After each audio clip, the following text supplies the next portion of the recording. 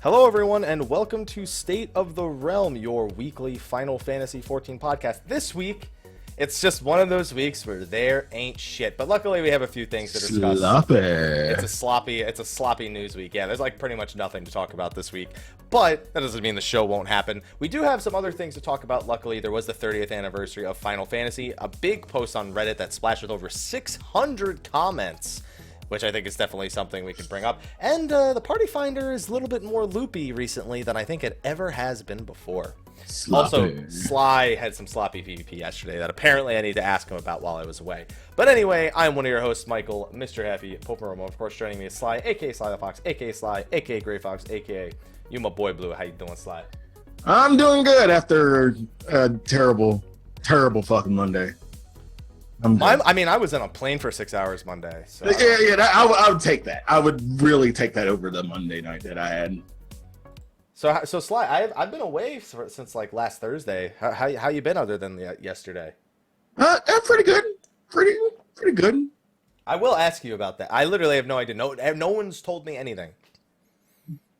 So they really want me to hear it out of your mouth, apparently. Yeah. Meow? Not right meow, but, okay. Sometime soon. Okay. Okay, cool. This last weekend I was at a Koopocon. Yeah, how's that? It was fun. So I went on Thursday because I have family out in New Jersey. Of course. There was a Distant Worlds concert on Saturday with multiple Did you shows. go? I did not go because it was one of the only nights I could go and see some of my friends. So I was like, okay, I'm not going to go. There were literally 2 or 3 people that offered me spare tickets, and I'm like, I literally can't do this. So, sorry. Hung out with some friends instead that night. Saw my family a little bit. But it was good. It was just a one-day event that had constant events. They had the Chocobo Ranch event. They had an event called Coos Marsh. Susan Calloway came there after the Distant Worlds concert the night before. Did an interview with the hosts of Koopocast, another Final Fantasy-themed podcast. Ray Chase, the voice actor of Noctis, Edgar of World of Final Fantasy, and most recently the Master of Masters and back cover for Kingdom Hearts was there.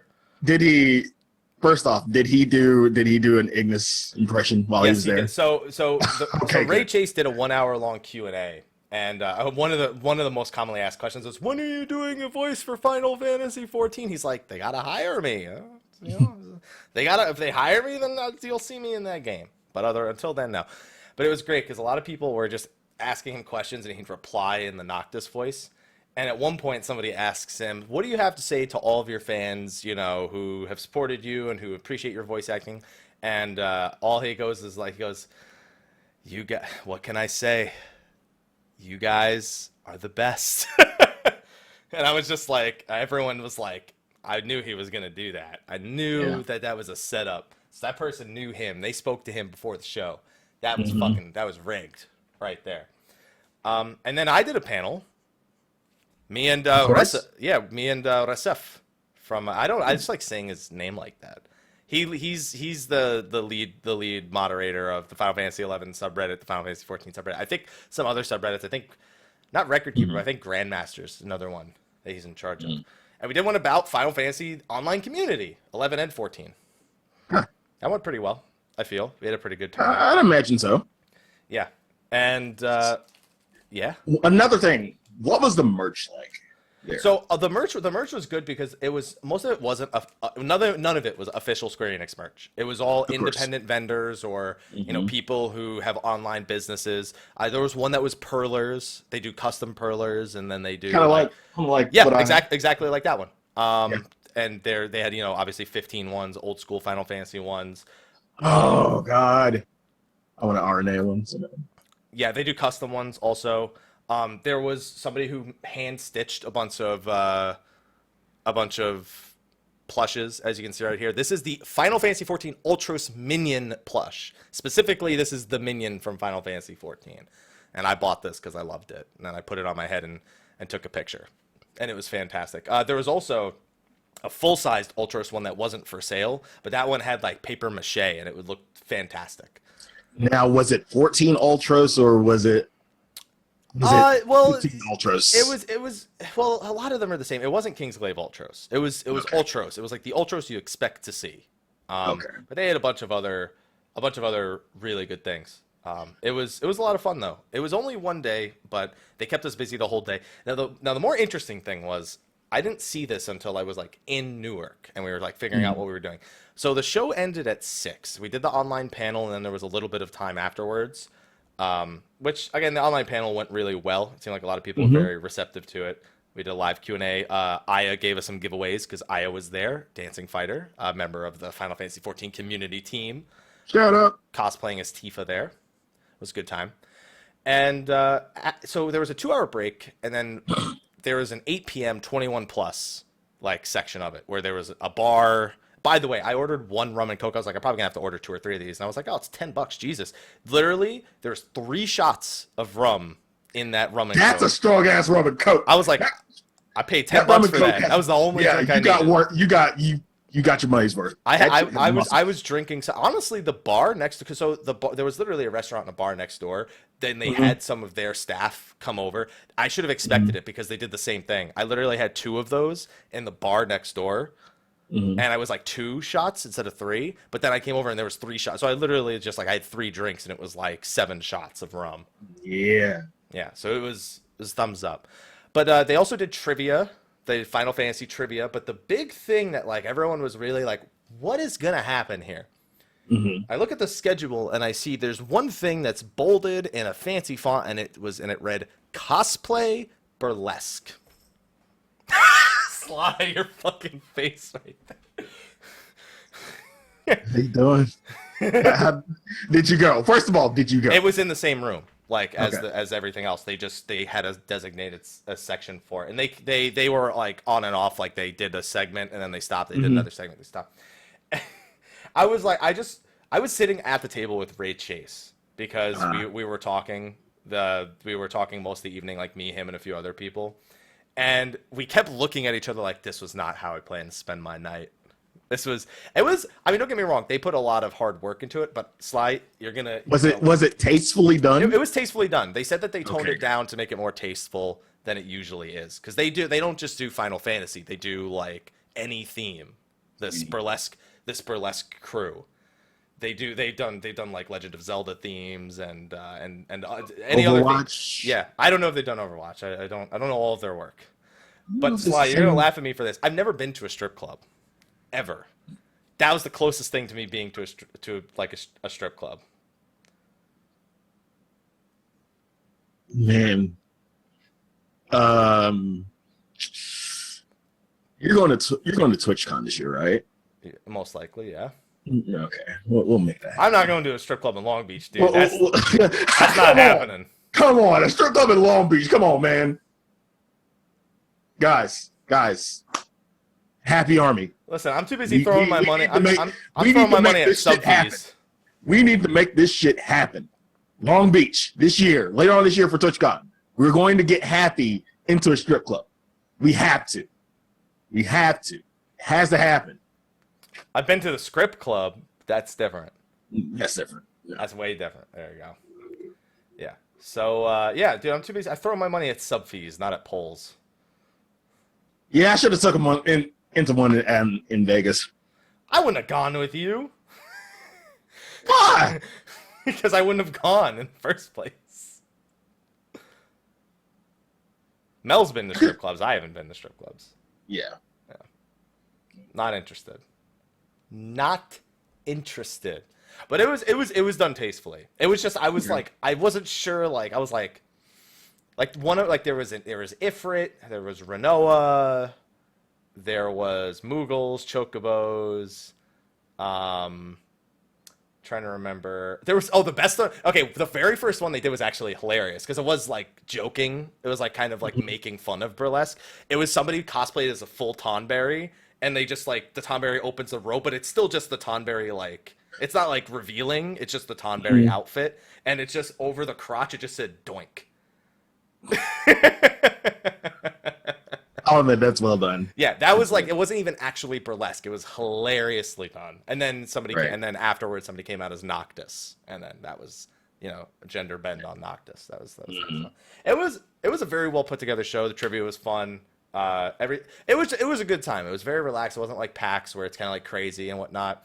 But they make sure there's always something to do, and big shout out to Alex and the rest of the Koopocon crew for making that happen. And I hope it gets a little more attention from Square Enix. Like, they see the attendance, they see who, I mean, they had one of their voice actors, they had Susan Calloway show up, and maybe they pay more attention to it next year. There's also one in March in Europe. I believe it's in London. So if you guys don't know about that, I don't know if they have any tickets left for the London one, but you could at least, Google it, check it out. If someone has a link in the chat, feel free to Oh, Ray Chase loved the Noctis. He was just like, I was like, Ray, what are you doing? Why is that not you up there? He's like, because I want people to stay, not leave. So yeah, it was a good weekend. But I mean, from what I understand, like my Monday was like I went to go have lunch with the family. I came home, but your Monday was far more eventful than mine, from what I understand. Okay. All right. So I've gotten back into PvP. Garo event, got a few armor sets and whatnot, and this is after the change where we can't use our words anymore. This is my first time experiencing not being able to use my words. How'd it go? There have been really fucking good days. Like when I started, it was almost as if I didn't leave. I didn't take a break from Beast. And then there was Monday when I'm pinging, I'm saying, okay, hello, hi, attacking, ranged, getting offensive, all that jazz. Match starts. I mark the target because it's so easy to mark a target on fucking controller. And it's a thought that counts, Sly. It's a thought.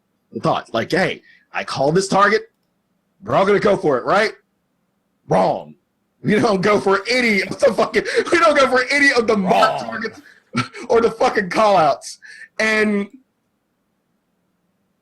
like it gets slowly but surely worse after each match.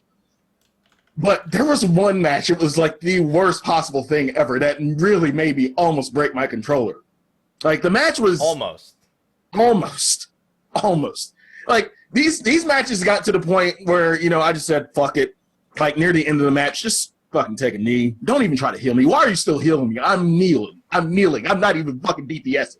I'm kneeling. I give no fucks about this match anymore. Don't fucking heal me. I'm not DPSing. I'm just standing here. But this last match in particular just really fucking pissed me off. Most of these matches, like I've had Rhodes Scholars, total fucking geniuses, who I make a call out. I'm calling out somebody who's got stacks. Not the tank because tank's gonna have stacks in general. But if they have 10 stacks, you call for them. That's about it. You call for, of course. Fucking Monk has stacks. Like he has stacks. He has damn near tank stacks. I'm calling. Like, okay, I die. I get back up. I call for it because I have adrenaline rush. I call for this shit at least 5 times. Attacking melee. Attacking melee. Attacking melee. Adrenaline rush ready. Attacking melee. You're putting way more effort into this than I anticipate anyone else. Yeah. And I go in and I go ham. I get a stun off. And I LB. Nobody's fucking attacking melee. Dude just walks away like he just got money from the ATM and just that's it. Imagine you walk up to an ATM, pull out like $40, and somebody hits you with a limit break, and then you just walk away. You just walk away. That's what it was like. Seems legit. I pretty much gave up. And then, yeah, like I gave up. I fucking gave up. I literally fucking lost. Is this 4v4 or 8v8? 4v4. Okay, yeah, I was going to say, that seems to be where the bigger problems are. Yeah, because we're handcuffed. We are so fucking handcuffed right now. With the whole pinging thing, there's so much we can say, and so much that gets left off of these little buttons that we have. He has stacks, which doesn't make sense to a lot of people. I guess they don't see it. I guess they don't know. Out of mana, all that jazz, like, attunement, yeah, all that jazz, like nothing. None of that is covered in a button. You can't cover that in the button. Frontlines was hell trying to get fucking wins, but it was a little bit more bearable than the shit I went through yesterday. I would actually go back to Frontlines and try to get wins. Like, I didn't. I went to, what did I do? What did I end up doing? I ended up doing a Bismarck bird farm. And yeah, like, I just said, fuck this shit. Fuck this shit. I'm not doing feasts anymore. It's just fucking terrible. Even though I did a feast right before the show and actually won, so there is hope. Yeah, but yeah, I just went and did a Bismarck farm. Said fuck it. I couldn't deal with anything, and then all of a sudden the Bismarck farm got bad for some reason because people can't tank swap. I don't know why. And plus I roll shitty. For some reason I think you had a really shit Monday. I did. For some reason I get a pony and a burb and a Ravana burb. Nice. Today, but yesterday, in like, how many ponies did I see? How many birds did I see in Bismarck? I saw at least 2 birds, and damn, don't have any fucking chance of winning either one of them. I roll a 4 on the second one. That shit takes talent. This is like, I keep telling everybody, I have shitty luck on rolls. You want the music? Fine, I'll get it if I can. But have you seen my fucking rolls? I roll a 4 on a bird and I roll a 34 on the music. What makes you fucking think you're getting anything from me? Sorry. So I'm gonna segue that. Okay. Into a question to you regarding the chat. So we every week since the patch, I think it's now been 2 episodes since the patch. We've had the consensus that this chat ban on the feast, even before the patch came out, that this chat ban on feast was a bad idea. So I wouldn't say you're not a hardcore PvPer, obviously. You're not somebody who, is super dedicated to the idea of competing for high ranks in PvP. Would that be correct? That'd be correct. That'd be correct in half the sense. I mean, I gave some thought as to climbing the ranks even after I got my last Garo mount. But after yesterday, I'm not even, that shit's out the window. And it seems that, so we have you on the casual side of the PvP, and you have the hardcore PvPers, and it seems like who already got their rank. They're not even doing it anymore. Well, no, I know a lot of them went back to do it. A lot of them, just for Garo wins, they figured they might as well compete. I know a lot of them went back to 4v4 just because it made more sense. And then it gave some people who are not in the top 10 a chance to maybe climb to the top 10. But I've seen not a single person say a good thing about this chat ban. Do we think it's going to get reversed? If they want longevity in the feast, and we're getting a new map, 3.55? Is the new map not already in? Or is it coming with the... Oh, no, it's coming with the season change, isn't it? Yeah, it's coming with the season. So, yeah, if we're getting... It would make sense for them to remove the chat ban once we get the new map. Because... Honestly, I don't even want them to wait that long. I can get away with 8v8 just fine, but 4v4, no. Mm-mm. So I agree. I think it should be sooner. I think as soon as possible. Please. But I can live with March or once the new map comes in. Just remove the shackles, please. I get it. You don't like cyberbullying, but shit, it's the internet, all right? It's going to happen. And I said when this happened, when we saw this in the patch shows, I said their heart was in the right place. This just ain't the way to do it and actually experience. That's what cross-server blacklist is for now. Thank you. There you go. You don't like the way somebody's chatting? That's literally, I feel like that's... Allow us to blacklist in the feast. Allow us to blacklist so once we get done with the match, we just don't see the person anymore. Well, I wouldn't say that. I would just say not see the chat. Because sometimes you don't want to start limiting, because that's really tough on the algorithms for queuing to check to see if there's anyone who bans you, or who banned you or you ban them. That's a lot of extra work. I just feel like either mute for the remainder of the match or I just cross server blacklist. He woke up. Now he's gonna go lay down in a different spot because that's what my cat actually does. Yeah, I don't know. I think it's ridiculous. I think they need to undo this thing. But I mean, it's been 3.5 has introduced a lot of really weird mentalities in the community as a whole. Mm-hmm. Anyway, because the other thing is the Zurvan extreme and the Party Finder. We don't push soar. Get the fuck out. You can't do this shit. You're not going to join my fucking PF. So here's the thing. The game has been ridiculous. Like the game has been like that. It's always been like that. For every bit of content, it's always been like that. The 3 strikes people. You don't push this, get the fuck out. I said 3 strikes. Low DPS, get the fuck out. Anything, get the fuck out. You know, if you didn't watch a Mr. Happy video, you're not joining. If you did watch a Mr. Happy video, you're not joining. I mean, one or the other. But with Zurvan in particular, people are extra volatile regarding the requirement of item level 260 or a minimum DPS to skip soar. Like, here's the thing. Okay. I can understand if you don't want it, because apparently there's like demon claws and cannons, like wave. I can understand not wanting to deal with all that shit. But specifically to ask to skip soar is just, I don't know. It's just such a weird thing. Like, how so? I know that, so here's the thing. I know all the guides specifically mention that you can skip it and that it is great to skip it. But we still explain how to do it.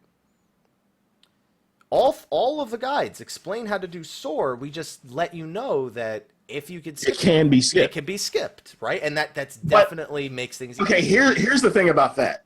You skip soar. You have awesome DPS, you skip soar. 9 out of 10, when you get the final phase and you actually do soar, the tethers. Most of the time, you don't even get to soar in this last phase because people fuck the tethers. Even with the Xenostrat, even with the general knowing of the patterns that people can have, people still fuck the tethers so hard that half the time you don't get to soar. And soar, honestly, tank albeit, you don't even have to do the mechanic. That's what I'm saying. Like, you're like, soar is not even a mechanic if you have good DPS, because 1, that first soar you're not going to see. 2, you're going to tank LB the second one, laugh at that, and then finish the fucking fight. Yeah, exactly. And all of us have made that recommendation. Like, that's a common recommendation, is to literally just tank LB the soar. And then you don't need to worry about where you're positioned, even though there's an exact grid that tells you exactly where to stand. But if you're a learning party, you have no right to be asking to skip soar. Okay? Because that's the opposite of learning. Learn it in the first phase so you know how to do it in the last phase. And it's like you said when we talked about this, like on the day of, a lot of people, again, cross-server party, a lot of people, 1, don't raid. So that means they're not going to have the higher level gear or weapons that most people who are having an easy time with Zurvan actually have. So, like you said, it's not a PF friendly crime. Again, I went back and did this with my static, and we just. I don't think it's PF unfriendly. I think people are unfriendly with it in the Party Finder, specifically. You know what I mean? Little column A, little column B. There's a very set strategy to do that. It's just people want to ride a motorcycle before they've even ridden a bicycle. Right. And it's just get in there and get the practice. Get everyone. The more people that you practice with, the more people that get some time in there, the better off the general experience will be in the Party Finder.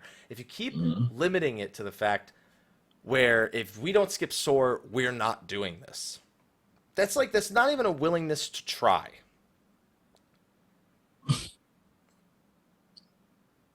That's what I don't like. And 9 out of 10, those people who have the PFs who are saying skip soar or are the people who are not good enough to skip soar. 1, not good enough. 2, don't have the item level to even bother skipping soar.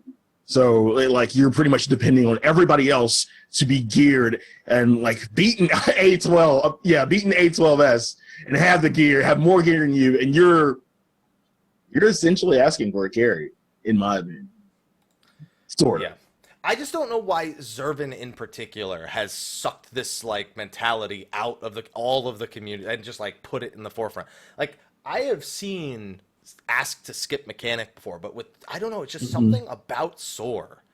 People are so intimidated. People don't want to deal with it.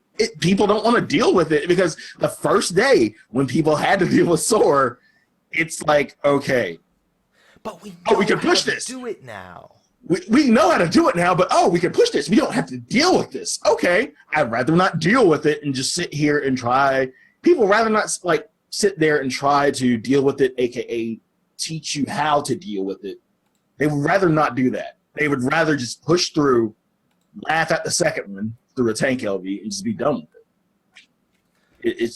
It's more of a teaching thing, I guess. I don't know. They ain't teaching shit because nobody's able to fucking do it. Do it exactly.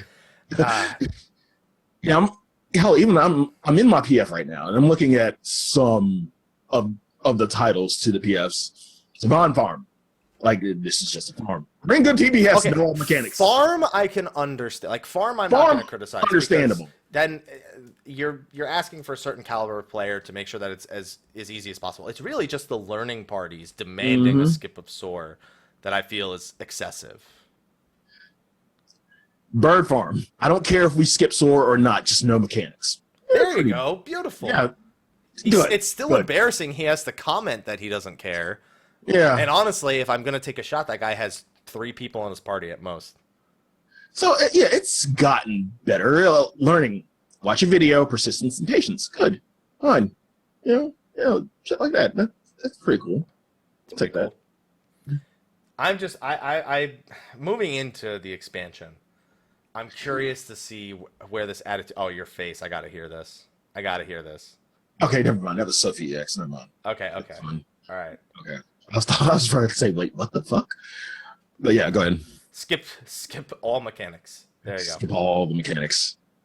Oh man, I don't know. I'm upset seeing it. I hope that people. Oh god, what now? Zurvan Bird Farm. No bonus, no bath, no baby. Skip soar. There you go.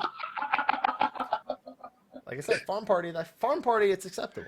I mean, is it really acceptable? Understand the skip soar. Acceptable. It's more it's more acceptable in farms, but in learning parties is just why. Because farms are efficient. Are supposed to be as efficient as possible. So like I get it, but not for me.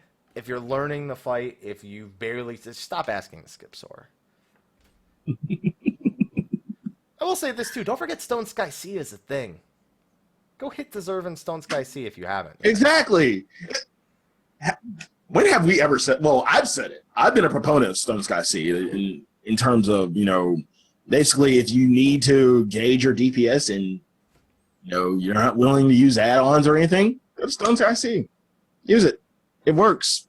It's a good telltale sign of whether you can or cannot skip soar. Yeah, I mean, I don't know what the how many seconds you need left to be considered like optimal soar skipping. I'd imagine you'd have to be able to beat the fight with quite a few seconds remaining, like a lot of seconds remaining. Yeah. But still, seriously, don't forget that if you're someone out there who's trying to work on Zurvan, and even if you're somebody who is one of those people who's trying to do the skip soar, go practice Stone Sky Sea. Don't forget that practice, no matter how easy we say a primal is compared to the rest of them, practice is still perfection. And considering the first part of the fight has very little mechanic-wise to do, that Stone Sky Sea efficiency matters a lot for getting as much damage out as possible.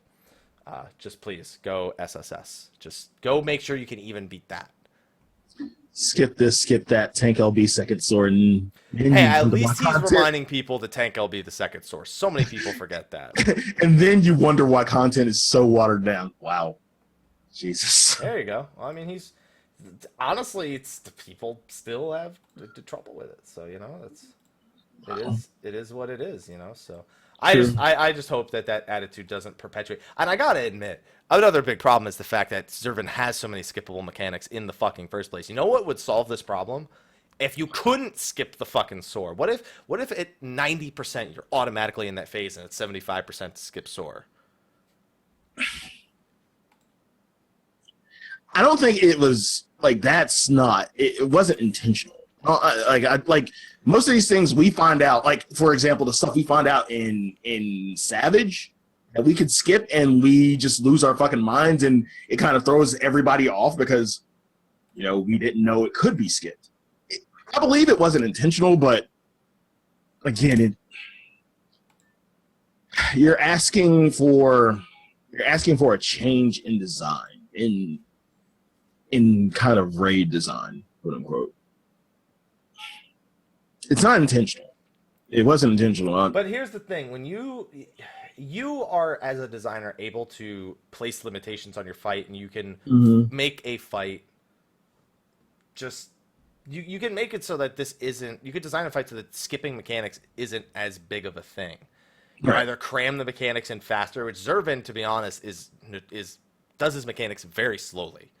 Yeah, he does. Like, if you think about the fight, like even getting to tethers, he drops the tethers on people and then almost immediately shoots an AoE, but then he has like 7 seconds before he does the next mechanic, and then like 15 seconds for the mechanic after that, although there's a cleave in there. And then it's like 8 seconds before the meteors even hit. And then another like 8 seconds for the AoE. Like he gives you a ton of time to do his mechanics. People just panic. And I just think that if they had designed it in such a way that skipping soar was not even a thing, I can understand maybe skipping the Demon's Claw, which is not really a big game changer of a mechanic. That's a super simple thing. You can bring a tank, have them use their invincibility, and you're fine. It's cheesable. It's cheesable. Soar is cheesable too, but not at 75%. Yeah. So I think that they could design it in such a way where this attitude is not perpetuated, and that you just got to learn soar. That's it. So, are you a proponent in future? Let's go with primals and raid content. Primals for me is more important because that's a piece of content a lot more people see. Okay. To me, that's far more important for this kind of design flaw with Zurvan to be rectified. So you wouldn't mind it in Savage, like whenever you find something that's skippable and you just run with it in Savage. You wouldn't mind that, would you? No. Okay. There are some mechanics that are okay to skip, like, we skipped a tank buster. Okay, big deal. Okay, fantastic. But like skipping things like Lapis, the entire Lapis phase of A11 Savage, is ridiculous to me. That's even programmed into the game. But skipping Lapis is amazing. It's amazing. It feels so good. It's amazing, but two, when we actually tried to do it, when we were first trying to do it, it's so difficult to pull off because you can fuck yourself over if you have too much DPS. You need to have too much DPS within a certain frame. If you do too much before that frame, then he doesn't get the ability off, and it's far more. Right. Yeah, like I skip Lapis every week. Yeah, just because we know how to kind of we understand with crit variance, like what we can get away with, and sometimes maybe we all had a little bit lower crit rate, and he maybe is like 0.1% off after we LB him, and then we feel dumb. But it's still the fact that that's even programmed into the game, that this entire phase is skippable because you did enough damage in the first phase and he just skips it going into the second phase. I'm like, why would you even program it like that? That's my thing. Because then what happens? Then groups could be like, skip Lapis. Mandatory, skip Lapis. Skip Lapis. Skip Lapis or bust. Yeah, I don't know why you would make it work that way. I don't know. I don't know. I got nothing. And I just hope that going forward, we see less thing designed in such a way that promotes this kind of mentality. Because that's the easiest way. Just try to avoid that sort of design philosophy, and you're good to go. But when it came down to it, I'm looking at this from the POV of, like, say, for example, the people who actually cleared it first. 9 out of 10, when they cleared it, you're talking about a mechanic, like, they probably only saw maybe once in a 20-minute span of time, and then the next pull, from there on in, they never saw it again. That was sore for me. Yeah. No. We took it easy on the first pull. We got soar. We had seen soar in normal mode. It's just we had to react to it differently in savage, and it murdered us. And then we started skipping it every fucking pull. So yeah, right. it's just, and then the first GA 100 of Arc. Yeah. Like, I'm thinking of all the mechanics you can skip in A11 Savage, and it's insane. But a lot of the times it comes down to skip a photon, skip a whirlwind, you know. But skipping the lapis is really the big one that stands out to me. That's like doing Titan and skipping the heart phase because you pushed him so hard. He just immediately goes into final phase without ever summoning his heart. Skipping tank busters in A12. Like skipping tank busters for me is something that's like, it feels good to skip it because it's, you're rewarded in such a way that isn't super detrimental to the fight. But when you literally skip an entire phase, or you skip an entire like mechanic check. That's not a mechanic check. That's, did I hit my fucking tank cooldown and get a heal after? Okay, fantastic. Soar is not that. No. Oh man. Just yeah. I mean, that's a whole phase. It's just, I don't like it when a whole phase is destroyed when it comes to that. Oh man. Anyway, I just hope the design philosophy changes for that, and that they understand what is an okay mechanic to incorporate as skippable versus Demon Claw. I think that's fine. Soar, I do not think that's fine. Because Demon Claw is already fucking cheesable. Oh yeah, like you could skip boost in A5 Savage. I hated that. If you did enough. Oh yeah, you could. Yeah. Yeah, you literally just, he starts big and then he stays small for like 3 minutes straight. It's like, why are you designing your fight that way? Like, why did you think we need to put this, because that means they programmed a breakpoint in. They made a conscious decision to program a breakpoint in where if you do this much damage, he won't become large again. Gear progression. I think it's partially due to the gear progression. When you start this fight, you're under the program is under the assumption that, one, you don't have all the gear and damage in the world to make that push. But as you gradually get that gear, I think they underestimate a lot of players in this game.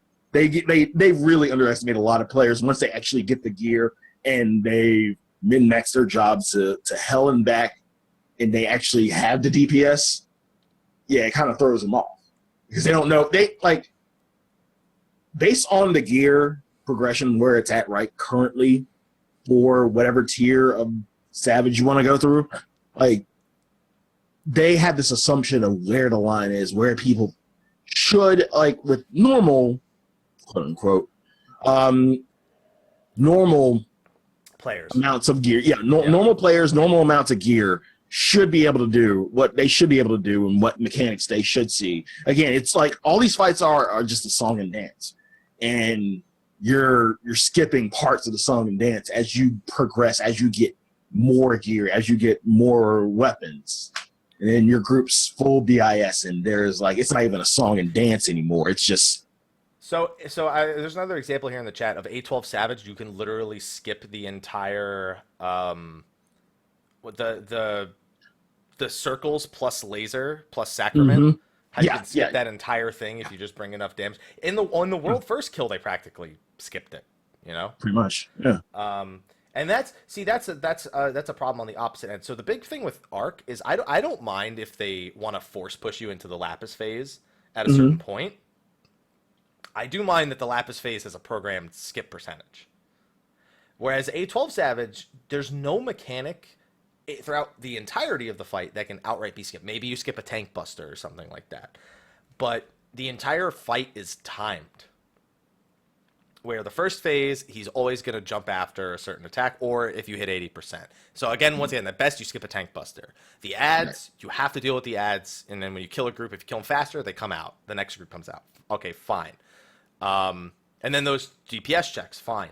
Then you have the next phase in A12 Savage, where he says the time stops. All right, you're not skipping anything there, but at this point, it becomes a race to get him as low as possible, so you don't need to do and for that, it's not even a race. Like, it's not even a matter of DPS or a race anymore. It's a matter of, well, how many people do you want to leave out now?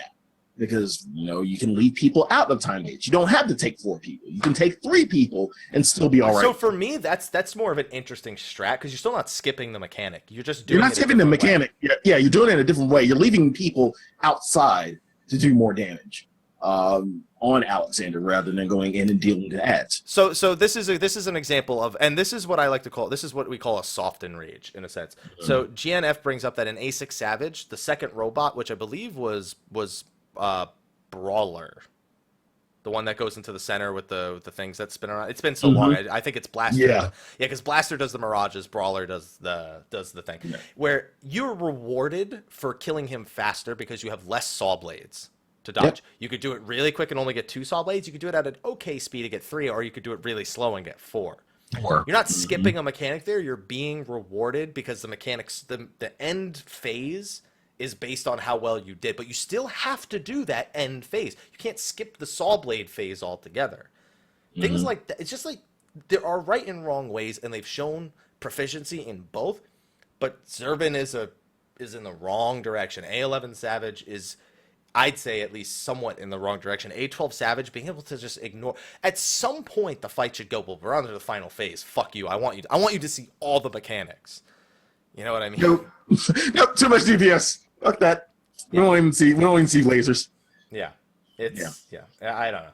I would like to see that sort of design improved going into Stormblood. We'll see. I don't know. You can almost tell when one fight's made by one developer and another fight's designed by another one, because they just each have different ideologies that you can recognize almost. And there's just too much. Just demand players just create an equal ground where all players have to learn at least somewhat similar mechanics. And maybe you add these things for the super extremes where, you know, maybe you skip something because it's just way insane. But, like, come on. Don't be putting those breakpoints into currently existing fights that are new and that people are doing for gear. Because that's just way under tuning. My thing is, like, if you make it this way.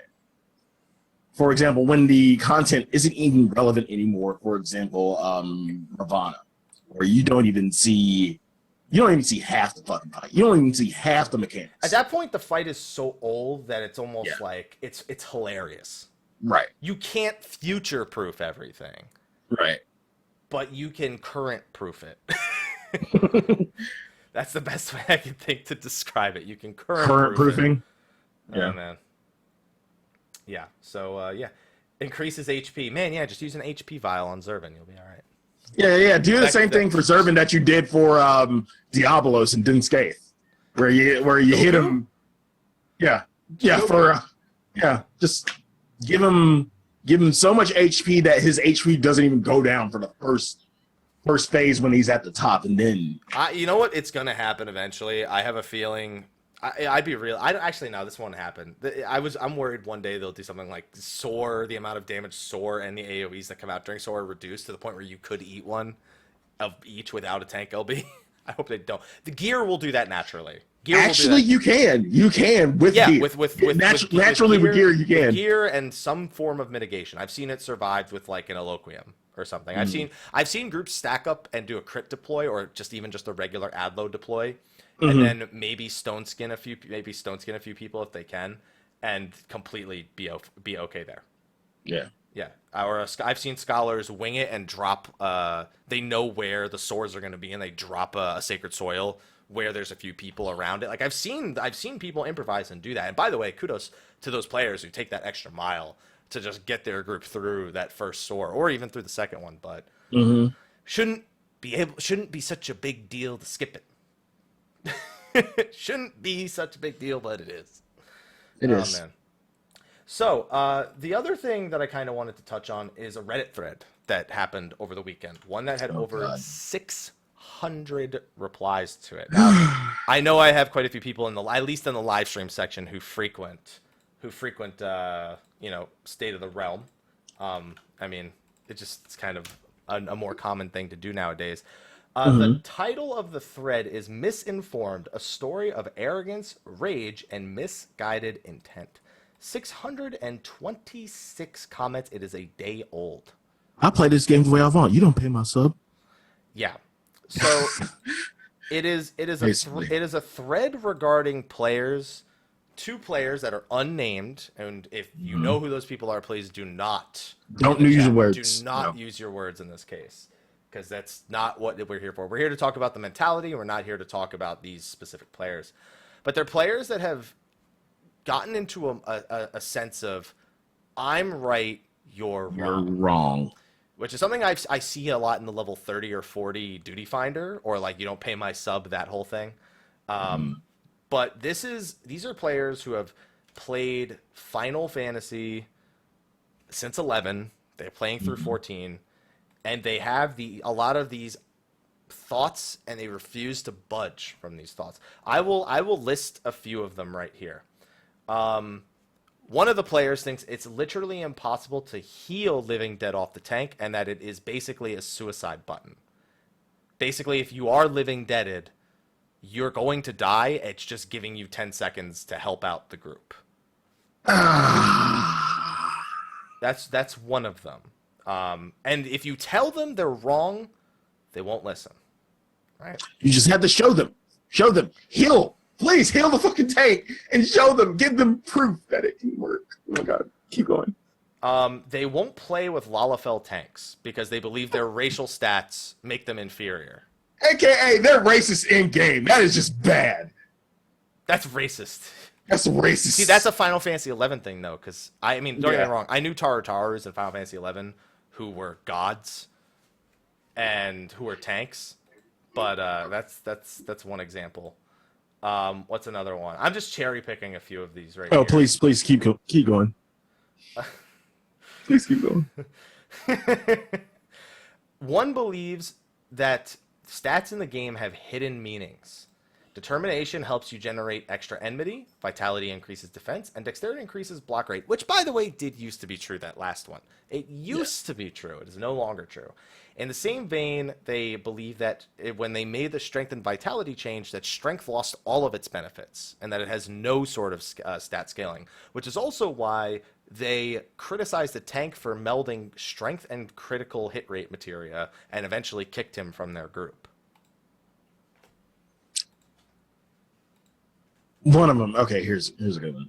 Doesn't use most of their abilities between DPS and tank jobs. Reason? I don't need them. I don't need them. They don't use some abilities because I don't need them. So the point we're trying to make with this is this seems like an extreme case, and it is, of negligence to read.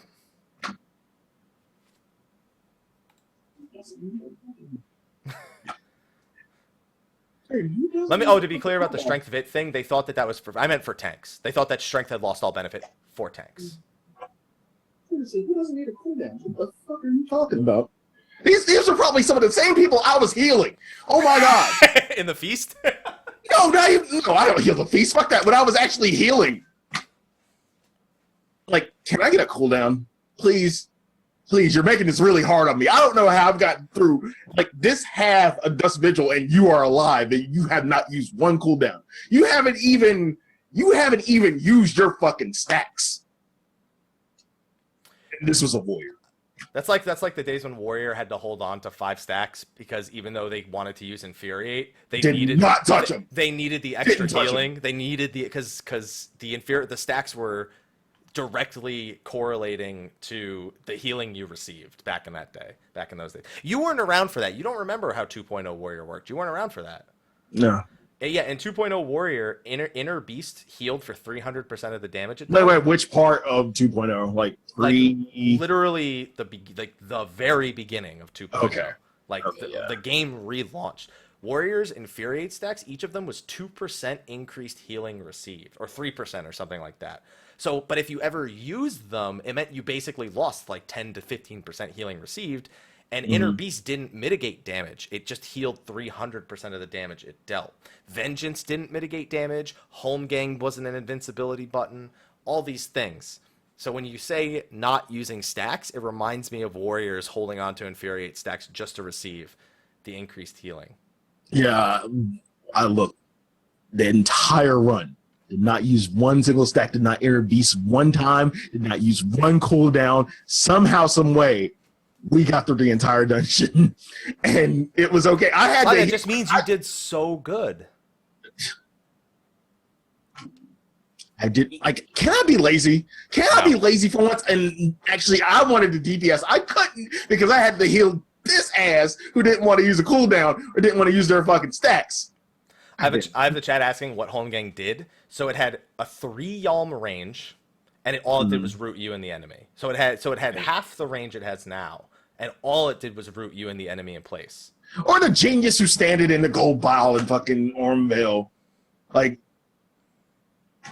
that was a help. I remember that. Oh God, I remember that. Like, why are you standing there? But I read this and I almost have a hard time being mad when I'm in disbelief, but I have a hard time believing that I'm reading it. Until I just recall, I find it believable. Very.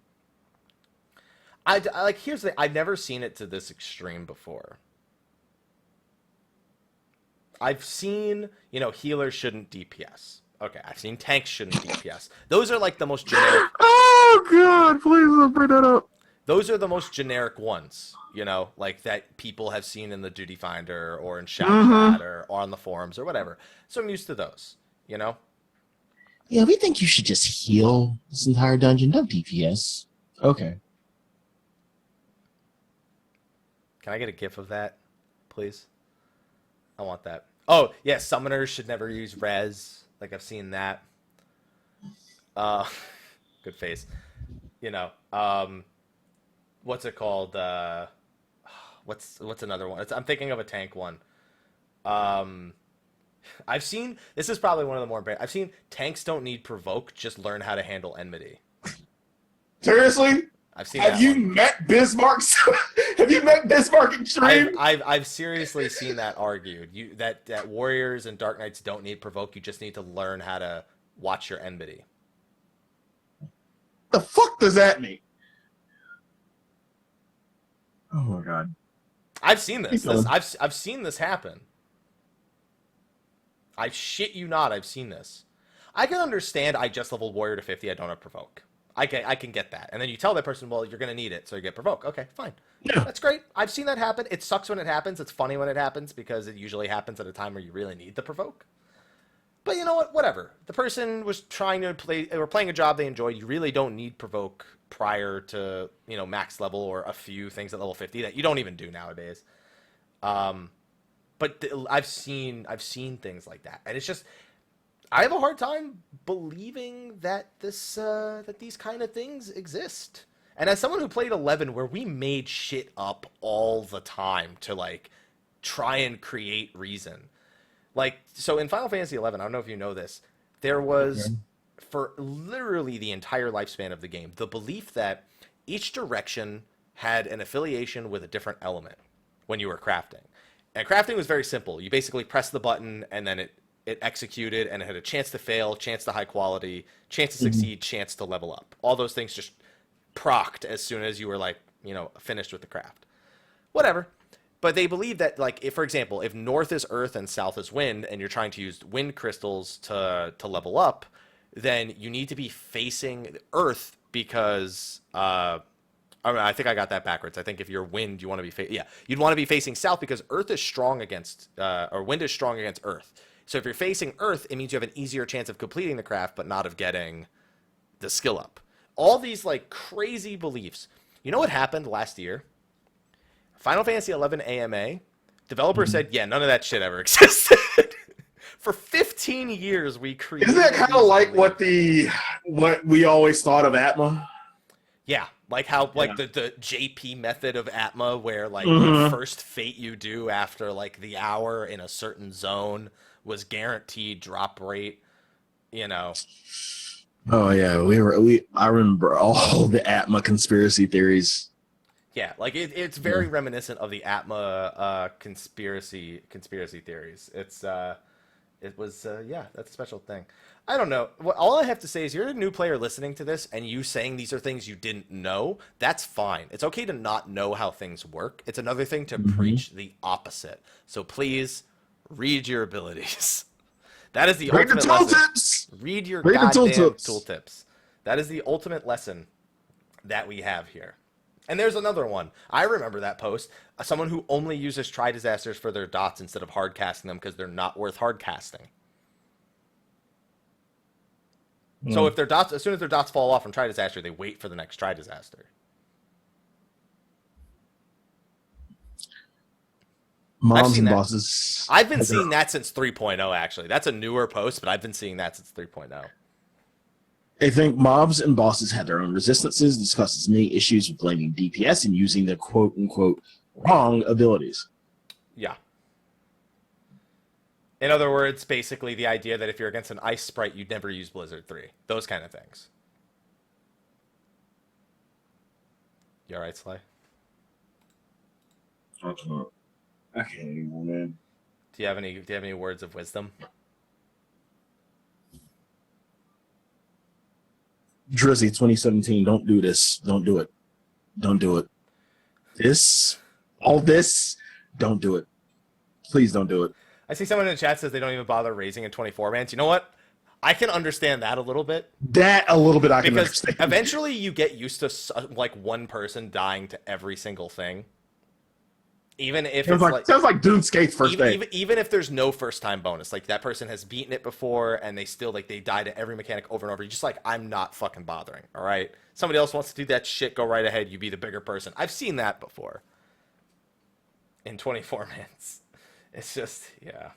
I read this post and I had so few words for it, but I just wanted to bring it up because I had a feeling people would get a kick out of it. Both consider themselves one of the best in their roles. Hasn't touched Savage. Hasn't even touched Alex, period. That means, by the way, when they say hasn't touched Alexander, period, they mean normal mode, like A1. Yeah. Yeah. It's bad. You're the best, though, man. In Deeps, you're the best. Sign You him up. gotta wonder if it's like a long con, like they're actually trolling the whole time, but it's like the long con. Mm-hmm. They're like, yo, let's play exactly like this. This is what we do every day. It's bad. Yeah, I was like, oh, you're going to have a giggle. There you go. First time on Monk died to pretty much everything on Skothic. Yeah. I'll res somebody a couple of times, and then I lose. I'm like, you know what? I literally am out of MP from resing these like handful of people over and over and over. Yeah, the 3 res rule. There you go. That's the good one. The 3 res rule. If you have to res someone 3 times, they've spent them all. They've used up their allowances. Oh man, that's a good time. So yeah, if you see players like that, guys, I would honestly encourage not to even engage in conversation. No. Don't try to convince them that they're wrong. Just treat them bitches like a blank envelope and do not address them. Go order a pizza and just enjoy. That's all I got. You know, that's all that's all I got. Treat them like NPCs. They're not there. Yeah, they're NPCs who, you know, they got hosh-fawned. They're gone. You know? They're gone. That's it. Feels bad, man. Yeah. Some bosses get easier with less people. Looking at you, Calfasteri. Looking at you. I don't meld because it doesn't actually increase my stats. Wait, what? Oh, God.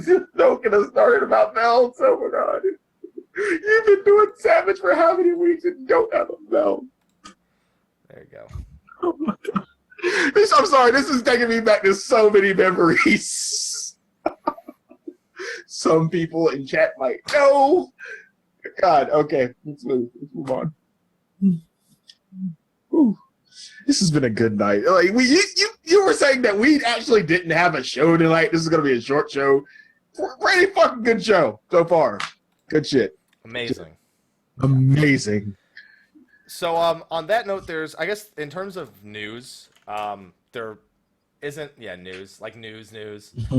Those were more like hot topics that we wanted to bring up, not the show, not the store. You know what I mean? There you go. The next seasonal event's coming up, Valentine's Day. It actually starts on, what is that, Friday? Is Friday the second? No, Thursday. Thursday is the Thursday the 2nd. Yeah, Thursday is the 2nd. Okay. So it starts Thursday, February 2nd, and ends the day after Valentine's Day, 6:59 a.m. Pacific. And what, you were about to say something? Yeah, I was about to ask. You did the Valentine's Day event last year. I honestly don't even remember what it was. I actually don't even think I did it last year, to be honest. You really? I don't think It was where there was a it's kind of like a tarot card reader, and you I definitely had didn't do that. yeah, if you had like a partner or somebody, like I did it with Lex, and since we already did our ceremony and everything, we did it, and like we got pretty much good outcomes for all the cards, all the card readings that we did. So yeah, it's pretty fun. And then we got the awful ass bed that I have in my fucking FC room, which is fucking terrible. This year you get the dote emote, which is Yep. that emote. It even sprays a few hearts. There you go. You get the Angel of Mercy minion. It says, "Come and save me tonight." Moving on. Then an orchestrion roll and a paramour vase. No outfits. No outfits. A fucking vase. A vase, an emote, and a minion, and music called The Kiss. There you go. What? Be careful, it's a trap. Lisette de Valentine is awfully eager to share the love with you during the special season. Oh, that's it. That could have been good to see the localization team is still going strong on that one. Mm-hmm. And that's happening. That's just another thing. Other than that, like the 30-year anniversary, like announcements all happened already. And there really wasn't anything in terms of 14. They just re-mentioned that Stormblood. Hey, we're getting Boss Cup noodles though. Dude, I want that fork. The fork. Yeah, the fork. There's a special fork. Did you not The know cup about noodles? Did you not know about the fork? No, You didn't know about the fork? I didn't know about the fork. You didn't know about the fork. Oh my How god! did you not know about the fork? I don't know.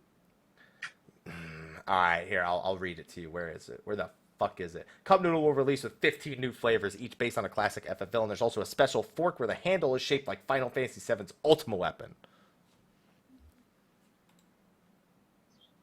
We're not getting these cup noodles because we live in America. Dude, I'm importing them. Fuck it.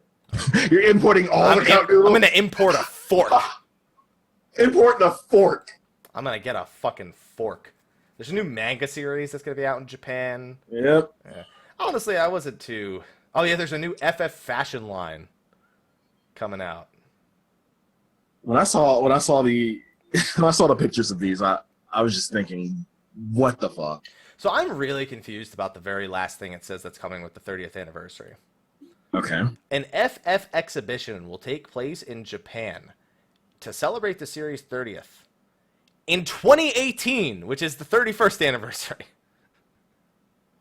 I mean, don't get me wrong. I think the 30th anniversary is in December, specifically, or the end of November. But do it this year. What the fuck are you doing? Like, you had this event for the 30th anniversary, and you're saying, like, all this hype for 30th anniversary this year, and then you're gonna have something for, like, either keep it official or don't. And then we didn't get any official word on a quote unquote box set, which we're all assuming that there's going to be a 30th. Well, they didn't announce it. This is the place they would have announced it. I still have hope. I'm really upset that there's nothing about Final Fantasy 1 coming to Steam. I mean, maybe there are things that aren't here. Mm-hmm. But I think it's funny that we're getting the Power Rangers suits on February 21st. Yeah. And we know, like, they talked about 15, 12, Zodiac Age, Final Fantasy VII Remake. And then the only things with 14 was that they re-announced Stormblood was on the 20th, and then they talked about Daddy of Light, which we've already known about since the last live letter, so that's not even news. Right. Oh, yeah, Marco, holla at your boy. Get me some cup noodle, yo. Cup noodles. Holla at your boy. Holla at your boy. That's what I'm talking about. Yeah, I mean, we're just bringing up some things here right at the end for the 30th anniversary. It wasn't that exciting of an announcement, but it's still some good things happening this year. And I'm excited to see.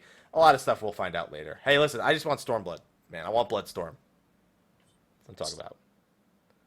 And, yeah, so don't forget we have... So, what is it? Today is today's January 31st. This is the 20th anniversary of Final Fantasy VII. So, what do we have to look forward to? So, I don't know what the fuck we're doing for the next 2 weeks before Frankfurt. We need something. I'm thinking we could finally have the show with Ash on it. that got delayed like 2 months because we delayed it Yeah. and then he went on vacation, and now I think we can line it all up. Dude, I'm almost at my 100 mil goal.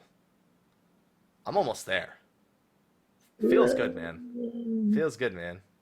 Without taking any handouts like you. Fuck, I just do fucking Wondrous Tales and get fucking materia guild. That's all I've been doing.